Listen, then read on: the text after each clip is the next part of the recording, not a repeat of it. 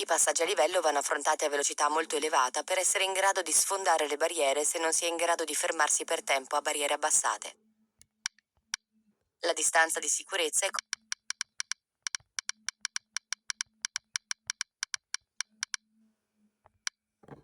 l'impianto di scarico ha lo scopo di convogliare il gas di scarico verso l'esterno dopo averne abbassato la pressione. Il segnale raffigurato indica la fine del divieto di transito per tutti gli autoveicoli. L'attraversamento pedonale non fa parte della carreggiata. I delineatori raffigurati sono posti ai margini di una strada o di una carreggiata a senso unico. L'uso del casco è necessario per ridurre gli effetti di eventuali urti alla testa. Il segnale raffigurato, se di colore verde, è posto in autostrada. Il segnale raffigurato preannuncia di moderare particolarmente la velocità e all'occorrenza fermarsi. In presenza di tratti di strada ghiacciati è opportuno marciare molto vicino alla barriera laterale. È vietato, in quanto costituisce pericolo o intralcio per la circolazione, regolare la velocità in relazione alle caratteristiche e condizioni delle strade. La fermata è vietata in prossimità dei segnali stradali anche se il veicolo non ne occulta la vista. Se un infortunato della strada ha una ferita sanguinante sporca di terra, bisogna lavarla quanto prima con acqua pulita.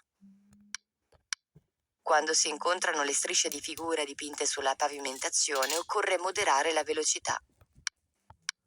Il segnale raffigurato consente la svolta a destra al prossimo incrocio. Durante un sorpasso in autostrada, l'insufficiente distanza di sicurezza può essere causa di incidente. Il pannello integrativo raffigurato indica un tratto di strada in ripida salita che costringe gli autocarri a rallentare. Una spia di colore rosso contrassegnata dal simbolo di figura, se accesa durante la marcia, segnala portiere aperte o chiuse non correttamente. L'inversione del senso di marcia non è consentita in vicinanza o in corrispondenza degli incroci. Nelle aree di servizio e nelle aree di sosta delle autostrade e delle strade extraurbane principali, gli animali possono circolare solo se debitamente custoditi. Nelle aree di servizio e nelle aree di sosta delle autostrade e delle strade extraurbane principali, gli animali possono circolare solo se debitamente custoditi.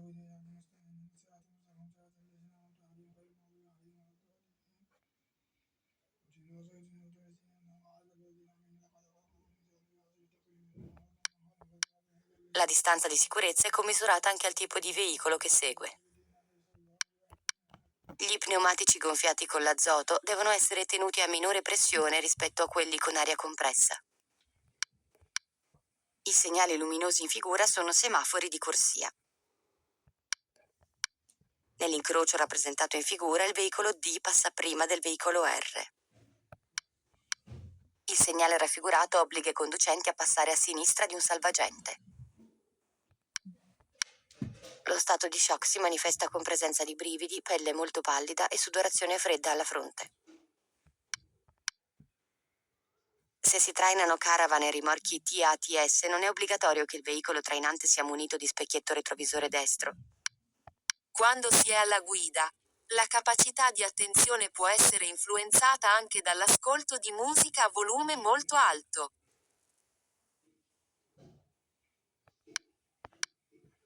Con la patente di categoria A si possono condurre motocicli con o senza carrozzetta di qualsiasi cilindrata, purché abbiano una potenza inferiore a 35 kW per i primi 2 anni dal conseguimento.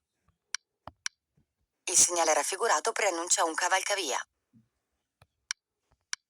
La distanza di sicurezza è commisurata anche all'aderenza degli pneumatici. I passaggi a livello vanno affrontati a velocità molto elevata per essere in grado di sfondare le barriere se non si è in grado di fermarsi per tempo a barriere abbassate.